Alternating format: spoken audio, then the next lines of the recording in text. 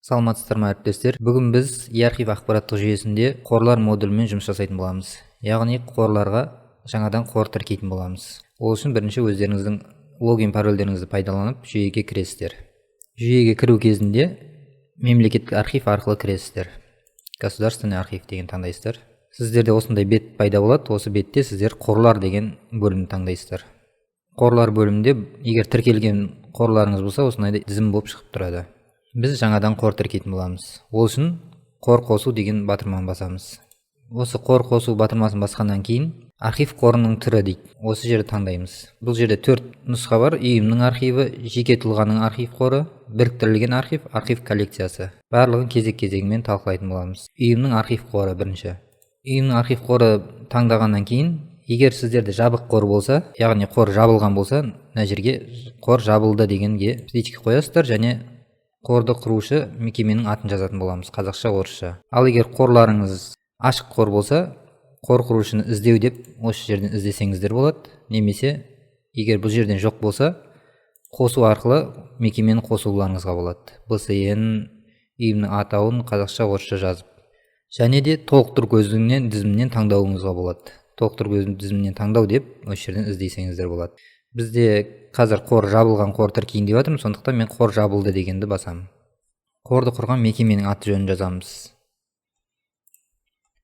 Одан кейін қордың номері. Бізде 144-ші қордан аяқталып тұр, қазір 144 қор тіркеп тұрмын. Одан кейін 145-ші номермен тіркелген бұл қор архив мекемесіне. Сондықтан 145-ші қордың номерін жазамын. Одан кейін қордың атауы. Қордың атауында қазақша, орысша жазасыздар осы жерге. Меншік түрлі: мемлекеттік, жекеменшік, шетелдік. Бізде мемлекеттік мекеме болғандықтан мемлекетті таңдаймыз. Архивтің коды. Бұл әр архив, мемлекеттік архивтің өзінің коды болады. Өздеріңіздің кодты енгізесіздер. 1406, біздің код 1406. Енді мына жерде пайдалануға қол жеткізу. Бұл жерде мекеменің құжатының құпиялығы, соған байланысты деңгейін қоясыздар. 0 қойсаңыздар қол жету шектеусіз, 9-ды қойсаңыздар максималды қол жеткізу деңгейі. Барлығын осылай қарап шығып, құжаттарыңыздың деңгейіне байланысты қоясыздар. Сосын тарихи кезең. Революцияға дейін, революциядан кейін кеңестік кезең, одан кейін Қазақстан Республикасы. Одан кейін санатын енгізесіздер. Санатын бұл жерде таңдау мүмкіндігі жоқ, қолмен жазасыздар. Егер мемлекеттік болса, екінші деңгей категория, ал егер жеке болса, үшінші категория деген сияқты осындай категорияларын өздеріңіз қоясыздар. Содан кейін нақты күні немесе болжамды күні. Бұл жерге сіздер архив мекемесіне келіп түскен уақыты, ең бірінші келіп түскен уақыты белгілі болса, нақты күні деп птичка қойып, сол күнін жазасыздар. Ал егер болжамды бұрынғы архив қоры болған жағдайда, болжамды дегенге жазасыздар. Күнін, жылын, айын, ғасырын таңдап.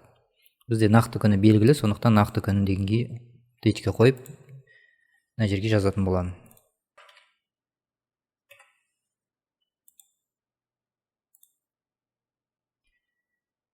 — 2023 жыл ақпанның 3 күні. Яғни архивке бірінші рет келіп түскен күні. Мына жерде қазір ошибка болып тұр екен, қойылмай тұр дата.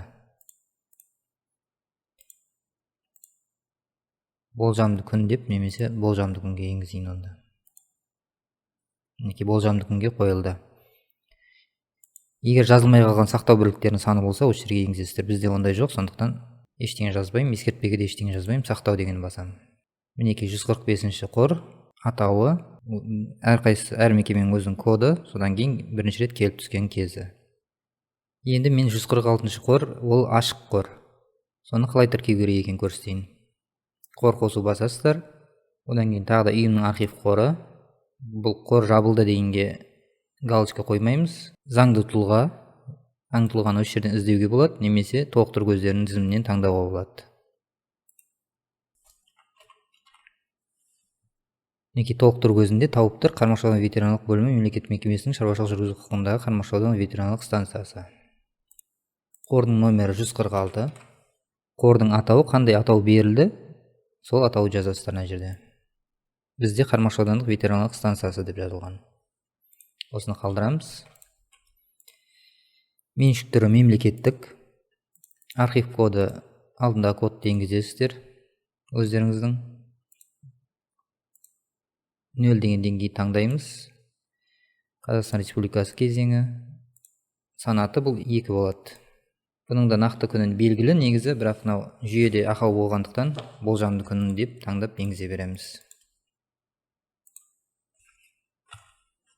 Сақтауды басамыз. Егер бір жерде қате болса, осы 3 точка басып редакциялау дегенге бассаңыздар, қателеріңізді түзетуге болады. Бізде қордың атауы біз белгілегендей емес.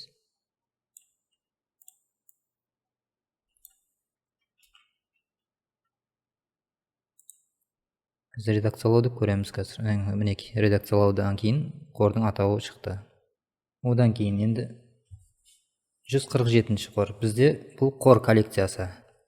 Осы қор коллекциясын қалай тіркеу керек екен, оны да көрсетемін қазір. Қор қосу басасыздар. Бұл кішкене басқаша. Қор коллекциясы кәдімгі қор тіркегеннен.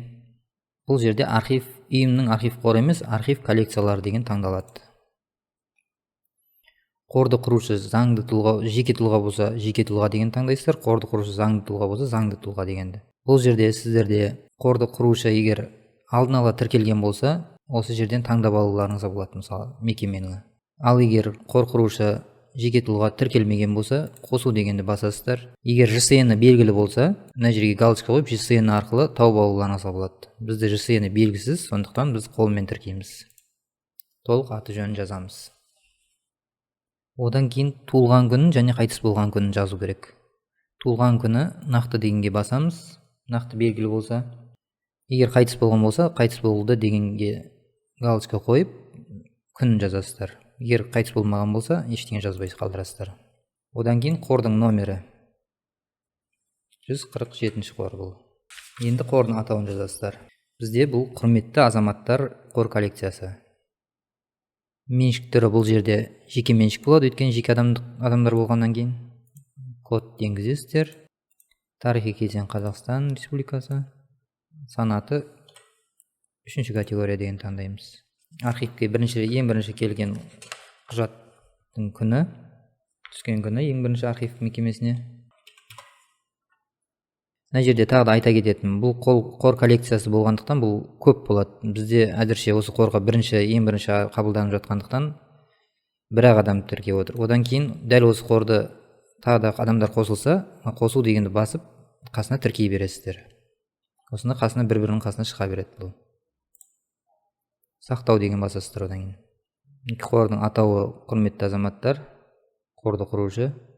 Осы жерде адамдардың тізімдері шыға береді, жеке тұлғалардың. Енді біріккен қорларда осындай, дәл осындай тіркейсіздер. Қор қосу, біріккен қор болса осыны таңдайсыздар. Біріккен архив қоры дегенді. Бұл біріккен архив қорында 5-6 мекеме болады, мысалы. Сол кезде заңды тұлға дегенге галочка қоясыздар. Қорды құрушы деп осылай толықтыр көзінен таңдап алуларыңыз болады. Қорды құрушы осылай мекемелердің тізімінен өздеріңіз таңдап бір қорды біріктірсеңіздер болады. Егер де бұл мекеменің тізімінде жоқ болса, қосу деп БСН білетін болсаңыздар, жазып, сұраным жіберіп, тартып алуларыңызға болады. Егер де БСН білмесеңіздер, қолмен тіркейсіздер, жеке тұлға сияқты. Ұйымның аты жөнін, негізі БСН бәрібір керек болады, өйткені мына жерде қызылмен тұр. Сондықтан сіздер БСН білсеңіздер, бірден осы жерге жазып, тіркеп алуларыңызға болады. Сұраныс жіберіп, мекемені толық аты жөнін, мекен жайын толығымен шығарып алсаңыздар болады. Қалған полялардың барлығы алдында тіркегеніміздей қордың номері, қордың атауы, меншік түрі, архив коды барлығын енгізесіздер де сақтау дегені басасыздар. Осымен қор тіркеу аяқталды.